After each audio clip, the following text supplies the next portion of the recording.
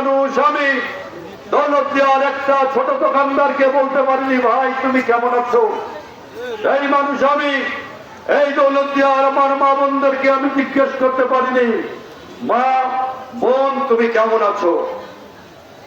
এরকম একটা সময় দিয়ে আমার জীবনের 18 বছর আমি কাটিয়েছি বন্ধুরা আমার। তাই আজকে আপনাদের বলছি যে ছোটবেলা থেকে যখন আমরা মানুষের কল্যাণের জন্য মানুষের মঙ্গলের জন্য ভেবেছি, যেখানে এই মানুষের সমস্যা সেখানেই ছুটে গেছি, যেখানে এই মানুষের কষ্ট সেখানে আমরা দৌড়ে গেছি। কিন্তু গত 18 বছর আমাদের হাতে পায়ে শিকল, আমাদের কথা বলার কোনো অধিকার ছিল না। আজকে বহু বছর পরে আপনাদের সামনে তাই হাজির হয়ে নিজের আবেগকে আমি সংযত করতে পারছি না। বন্ধুরা আমার, আমি যে কথা বলছিলাম আজকে নতুন একটা সময় এসেছে। এই সময়ে আমাদের ভাবতে হবে আমাদের কি করা দরকার।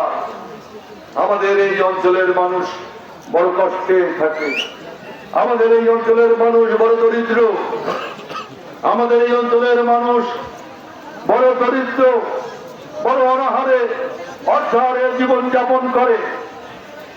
আজকে রাজনীতিবিদ হিসাবে, একজন সমাজকর্মী হিসাবে আজকে আমাদের আপনাদের সকলের ভাবা দরকার কি করলে এই দারিদ্র থেকে আমরা মুক্তি পেতে পারি, কি করলে আমরা আজকে এই দৌলতদিয়াকে একটা চমৎকার জায়গায় পরিণত করতে পারি, কি করলে আমরা আমাদের দরিদ্র মানুষ, এইখানকার খেটে খাওয়া মানুষ, এইখানকার নিপীড়িত মানুষ, এইখানকার সমস্ত মানুষের উন্নয়নের জন্য আমরা কি করতে পারি আজকে তা ভেবে দেখা দরকার।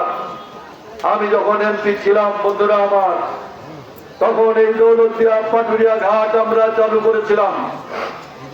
আগে দৌলতদিয়া থেকে আপনার আরিচা যেত। এই দৌলতদিয়া পাটুরিয়ায় ঘাট চালানোর জন্য বারবার আমি পার্লামেন্টে কথা বলেছি। দৌলতদিয়া পাটুরিয়ায় ঘাট চালু করলে আমাদের সময় বেঁচে যায়। আমরা কথা বলেছি পার্লামেন্টে।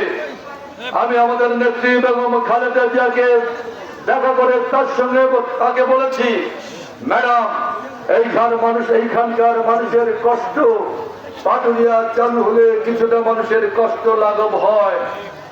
ম্যাডাম আমাদের প্রতি সহানুভূতিশীল, ম্যাডাম আমাদের মায়ের মতো, ম্যাডাম আমাদের গণতন্ত্রের জননী, ম্যাডাম আমাদের মা জননীর মতো আমাদের সমস্ত কথা শুনেছেন।